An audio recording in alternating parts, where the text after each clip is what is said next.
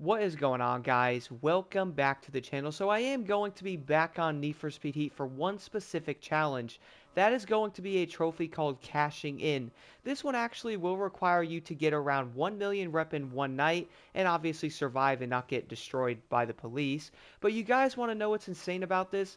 Only 7.8% of the player base, at least on PlayStation, has actually gotten this done. I saw this and I was like, no, no, no, no, no. Here on the Blocked Insight channel, bro, I love looking into this stuff and giving as many tips as I can to get this stuff completed. So first things first here, obviously sitting in the menu here with the lovely Ford GT in the background, this was the car I actually used to do this video to show you guys exactly what I did to do it.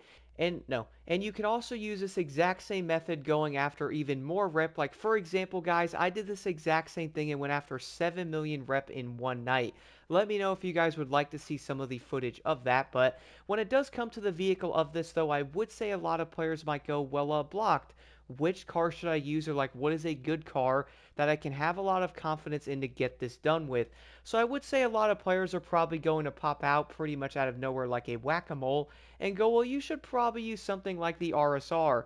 Could you? Yes, this car is obviously going to be incredibly good, but you don't have to use it. You could probably run something like the Skyline GTR with like a regular engine swap or even maxed out if you wanted to. You could run something like the Pagani Huayra BC, the lovely Chevrolet ZR1, or like the Grand Sport here, and pretty much so on, running any of the maxed out cars to get this done.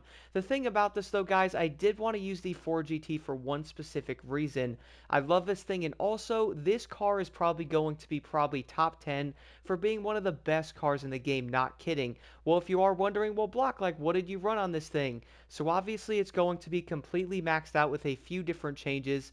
The difference here, though, if you guys wanted to try this car out, I'm actually running the V8 3.9 liter swap, which is going to be the Ferrari 488 Pistas motor. Definitely try this out. It makes this car an absolute animal. Love it. Obviously, maxing this out to Ultimate Plus is probably going to be the best thing there. Running a super suspension, elite on everything else. When it does come to the auxiliary upgrades, what should you run? My go-to on every vehicle, guys, especially going after a million rep or even more than that, I would definitely recommend running the repair kit. There really isn't going to be another thing you actually have to have besides this. If you have the repair kit, at least you have it. It's a peace of mind if you happen to get hit by like a Rhino or even something like that, because you are going to have a level 5 rep to get to a million. So yeah, it's probably going to be slightly intense. The other thing I would recommend for the passive upgrade is easily going to be the damage reduction. The big thing here is to most likely not hit stuff or crash, which sometimes that's obviously not going to be something you can dodge or at least not do it. It does sometimes happen. So having something like a damage reduction on that vehicle is going to be incredibly useful. I would definitely recommend having that. Keep in mind though, if you guys actually get T-boned or like hit in the back of the car, you will still take a lot of damage. Now there's a few important factors I did want to go over specifically when looking at the map and when looking at the events. The first thing here is you guys are obviously going to spawn at this garage, and normally the Heat 3 and the Heat 5 events are going to be fairly random. For example, right here on this run, I had it right here, which is the Heat 5 event, where actually I will show you guys some footage right now of the other event being under this one, which was then going to be Heat 3, and then you can obviously have a Heat 5 event on like the other side of the map, and then obviously vice versa with the third one. So I would say it is most likely going to be fairly random.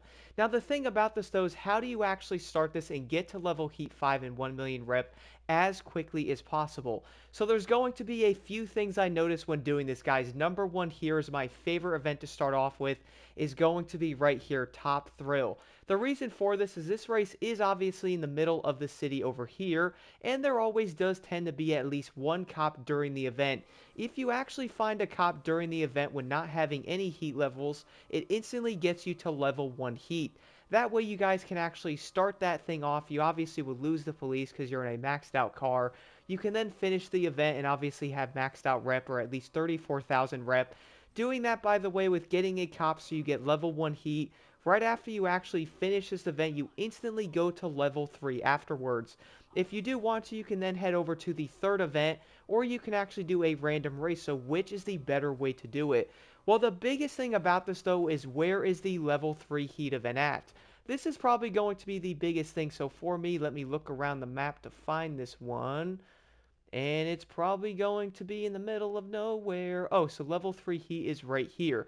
So for me, guys, level 3 heat is obviously going to be in this direction. So in order to hit around 1 million rep, you will have to do at least 5 to 6 events normally to get there. So the best way I found to do this, guys, is yes, you obviously will notice heat 3 is here, and it can be in a different direction.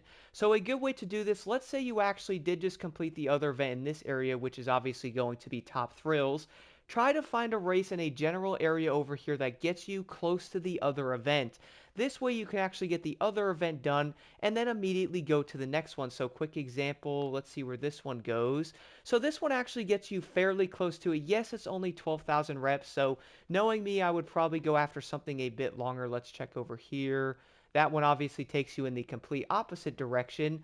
This one gets you fairly close to that location. So a good example though, this one can actually be a heat level, so obviously you'd have to use a different route.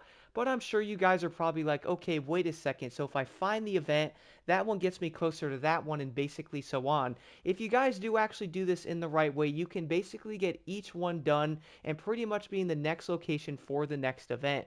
This one is going to get you fairly close to the heat level 3 event, which then you can actually get this one done.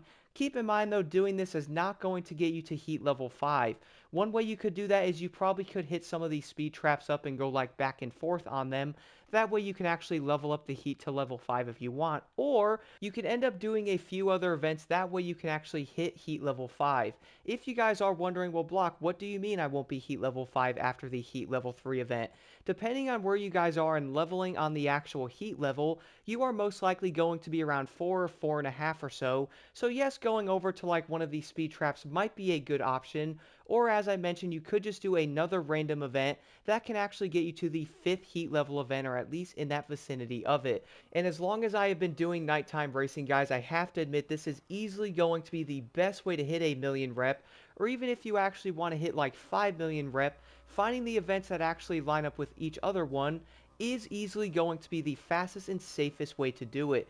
Now, I also wanted to talk about a few tips I noticed while also doing this as well, and of course, normally doing a lot of nighttime events. So a few tips here. Number one, guys, obviously looking out for the police when you are traveling to an event, because sometimes if you are picking an event, it might not be close by, or you might have to drive a bit across the map to get there. Now, sometimes you might see some police and go, okay, so let me take this road. If you guys are doing over 150 plus miles an hour, do not go off the road or like take a crazy route, fly by the police.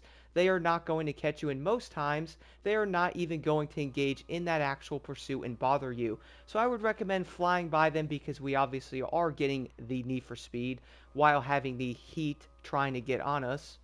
Don't know where I'm going with this, but I would definitely recommend flying by the cops, as that would probably be the best way to do that. The next thing I want to talk about, to be able to at least hit 1, 2, even 3 million reputation, guys, will come down to a simple factor.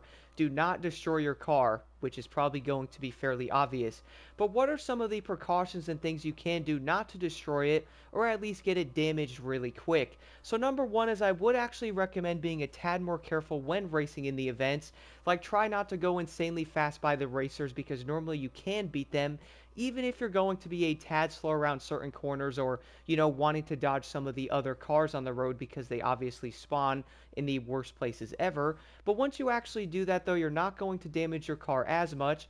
Funny thing is, you guys will probably see in some of the footage in the background, my Ford GT was around half health, and I never even used a regular, like, quick fix on the car like a repair kit. I said quick fix because of Call of Duty.